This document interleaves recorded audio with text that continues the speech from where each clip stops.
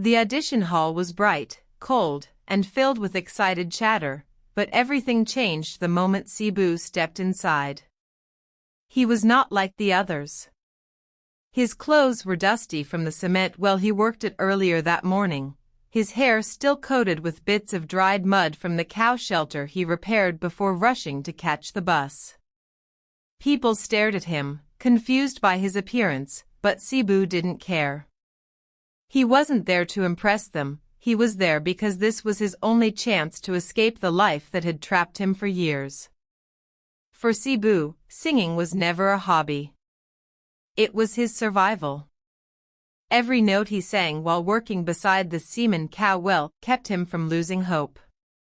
At 16, he had already lived a lifetime of pain.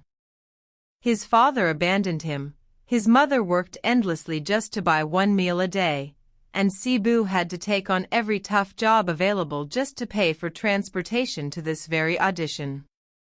But even with all that hardship, what hurt the most was the feeling that he did not belong anywhere. When the judges called his name, Cebu walked toward the stage with shaking legs. The room went silent, not because of his presence, but because his poverty was visible on him like a shadow. His slippers were torn, his shirt was faded, and his voice trembled with both fear and exhaustion. One of the judges asked gently, "Are you okay?" and Cebu nodded, even though the truth was he hadn't eaten since the previous night. He lifted the microphone, took a shaky breath, and began to sing. The first note was thin and uncertain, but the second one carried the depth of every suffering he had endured. By the third note, the judges were leaning forward, stunned. Cebu's voice wasn't perfect, there were cracks, breaks, and moments where emotion completely stole his breath, but his soul poured through every sound. He sang about broken promises, abandoned dreams, and the lonely nights he spent at the cement well singing to calm himself after a long day of labor. When he finished, the judges didn't clap immediately. They just stared at him with tears in their eyes, moved in a way no performance had ever moved them before. Right after Cebu stepped down, the next contestant, Davao, entered the room. She looked even more fragile.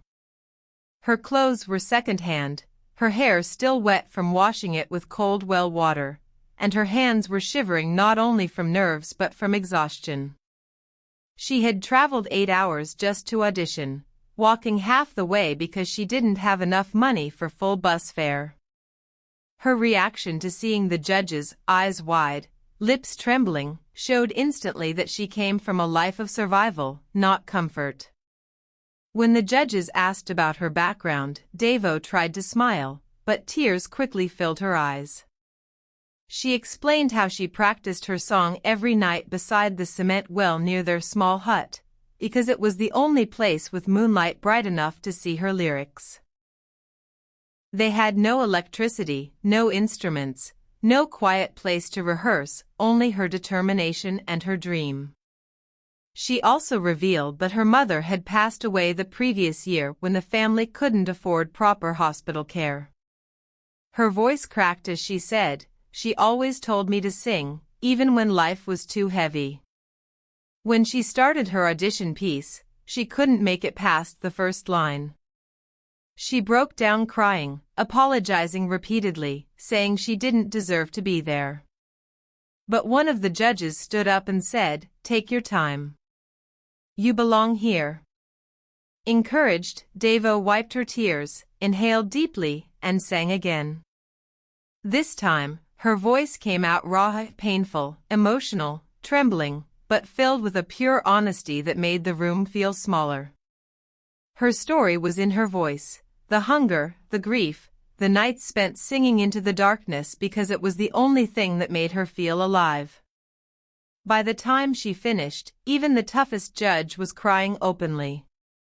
Behind her was Baguio, a girl no older than 13 with delicate eyes and an oversized shirt that belonged to her brother. She held a small notebook wrapped in clear plastic to protect it from mud and cow shed dirt.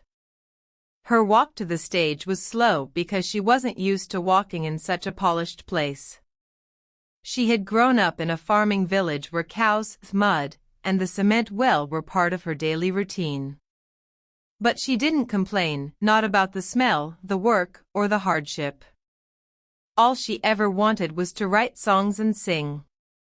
When the judges asked her why she wanted to audition, Baguio gave a tiny smile and whispered, "Because this is the only dream I have left." She explained that she wrote songs every evening beside the semen cow well, using the sound of water as her rhythm. She wrote to escape the loneliness, to hide from the fights at home, and to express emotions she didn't have the courage to say aloud. Her father had lost his job, her mother sold vegetables to survive, and Baguio often helped by collecting leftover scraps from the market. But none of those situations dimmed the brightness of her dream. She took out her notebook and told the judges she wrote an original song for the audition. Her voice, when she started, was so soft that the room leaned forward to hear it. But as the song continued, something extraordinary happened. Her fragile voice carried a depth and purity that melted the atmosphere into complete silence. The song talked about loneliness, about the ache of growing up too fast, and about singing in hidden places where no one could see her cry. The lyrics were simple, but the emotion behind them was enormous. The judges had never heard anything like it.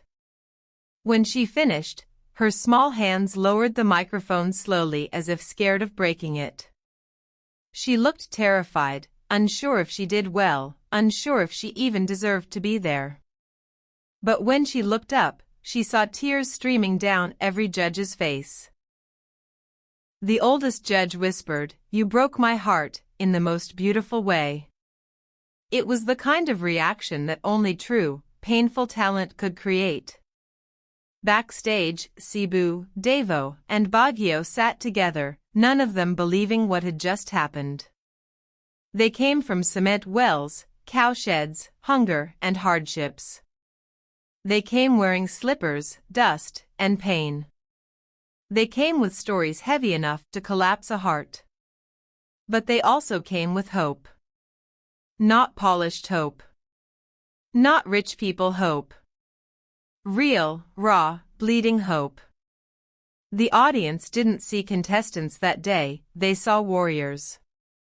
Children who fought not for fame, but for survival. Teens who didn't want money, only a chance to prove they mattered. These were not just auditions. They were confessions of broken souls. And that is why the judges didn't just cry. They burst into tears.